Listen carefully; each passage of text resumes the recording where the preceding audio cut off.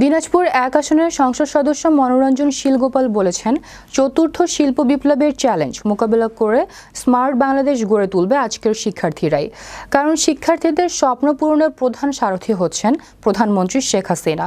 শনিবার শিক্ষা প্রকৌশল অধিদপ্তরের বাস্তবায়নে ১,২০,০০,০০০ টাকা ব্যয়ে কাহারোল উপজেলার ডাবর ইউনিয়নে যোধকুমন্দপুর উচ্চ বিদ্যালয়ের একাডেমিক ভবনের ভিত্তিপ্রস্তর উদ্বোধন উপলক্ষে আলোচনা সভায় প্রধান অতিথির বক্তব্যে তিনি এসব কথা বলেন। ডাবর ইউনিয়নের চেয়ারম্যান সত্যজিৎ রায়ের সভাপতিত্বে বিশেষ অতিথির বক্তব্য রাখেন জেলা আওয়ামী লীগের স্বাস্থ্য বিষয়ক সম্পাদক আব্দুল করিম, উপজেলা আওয়ামী লীগের সভাপতি AK.M ফারুক, সাধারণ সম্পাদক আব্দুল লতিফ, উপজেলা মহিলা ভাইস চেয়ারম্যান মৌসুমী আক্তার, দিনাজপুর শিক্ষা প্রকৌশলী অধিদপ্তরের উপসহকারী প্রকৌশলী তাপস চন্দ্র রায়, বঙ্গবন্ধু সৈনিক লীগের জেলা শাখার সভাপতি মোহাম্মদ কামাল হোসেন প্রমুখ।